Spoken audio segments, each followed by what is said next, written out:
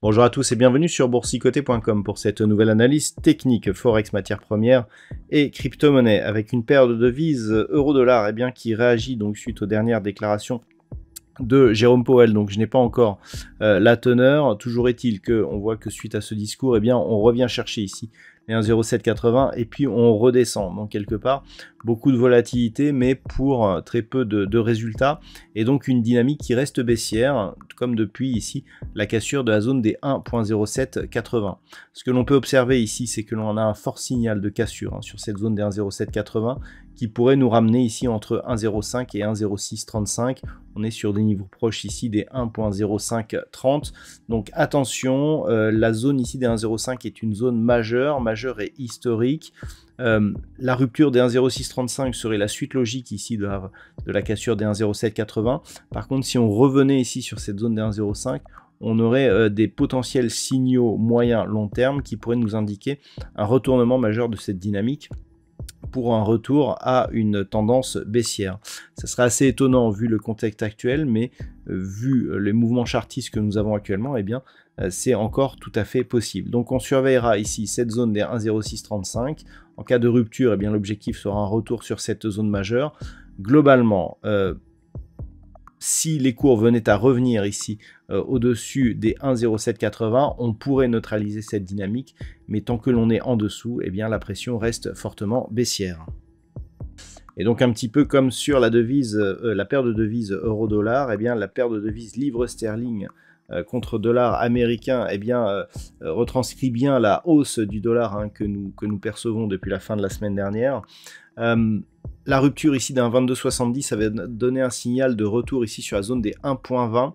Je vous avais indiqué qu'en cas de cassure des 1,20, on avait des signaux qui étaient assez dangereux pour la suite. Alors je m'explique, nous avons ici une configuration en quasi double top, on le voit ici, donc ça, ce sont les points bas que nous avions eu à l'automne. Donc un mouvement presque rectiligne ici qui nous amène jusqu'à 24,80.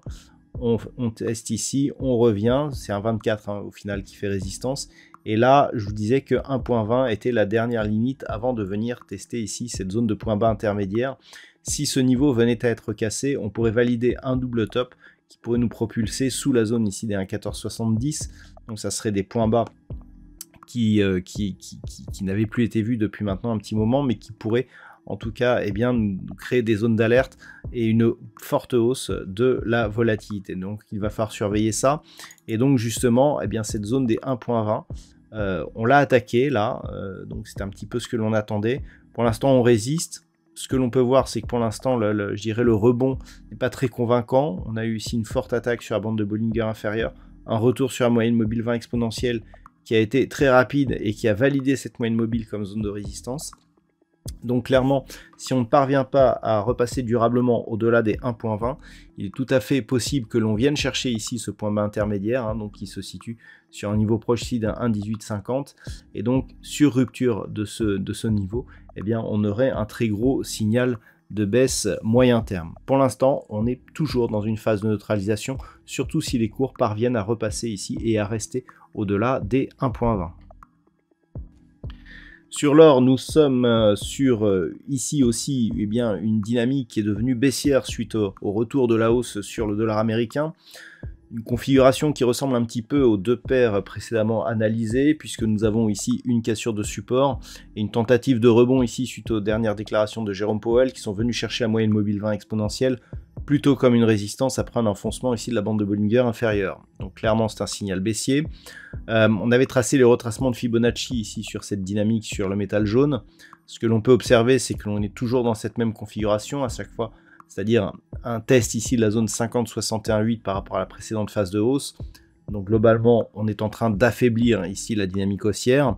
Attention à une rupture ici des 1850 qui équivaudrait à une cassure de 61,8% de Fibonacci, ce qui nous donnerait un objectif de retracement total, ce qui nous ramènerait donc potentiellement sur cette zone ici des 1785 $ l'once. Donc attention, pour l'instant on est en train d'affaiblir la dynamique, d'un point de vue court terme ça reste baissier, donc le test ici serait sur cette zone des 1850, sachant qu'en repassant au-delà des 1880, on se donnerait un peu d'air donc sur le métal jaune, mais on resterait baissier jusqu'à une cassure haussière ici de la zone des 1910 $ l'once.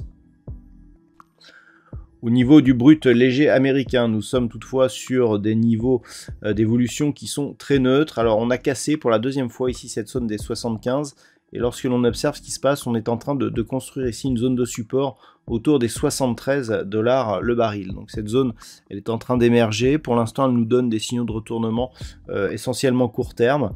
Alors, si on considère ici l'évolution des points hauts et l'évolution des points bas, on ne peut plus dire que l'on soit vraiment dans une dynamique haussière court terme. La fragilisation de cette zone des 75, qui était précédemment une zone majeure, va plutôt dans le sens d'un retour sur la zone des 70.40. Donc globalement, tant que l'on est ici dans cette zone et sous 84, eh bien, on est au mieux dans une phase de neutralisation. Je rappelle que d'un point de vue moyen terme, eh bien, on est toujours dans une dynamique plutôt baissière. Par contre, une rupture ici de cette zone des 70.40 $ le baril, eh bien, nous créerait un signal de poursuite de cette dynamique baissière vers des niveaux inférieurs, proches des 65, ici à 65.20 $ le baril. Et puis enfin, au niveau du Bitcoin, eh bien, nous sommes sur une évolution qui s'est totalement neutralisée. Donc plus on s'éloigne ici de cette phase de dynamique, plus on s'éloigne aussi d'un possible retour au-delà des 25 200 $ pour un Bitcoin. Donc il semblerait que cette impulsion, malgré sa force ici, eh bien, ne soit que purement technique. Attention, un retour ici sous 20 000 eh bien, validerait une possible poursuite de la dynamique baissière sur cette crypto-monnaie. Voilà donc ce que l'on peut dire sur l'analyse technique de ces principaux actifs Forex, matières premières et crypto-monnaies. Je vous souhaite de passer une très bonne soirée. On se retrouve dès demain à 10h30 sur BFM Business, puis à 11h30 et toute la journée sur toutes les autres analyses techniques du site boursicoté.com.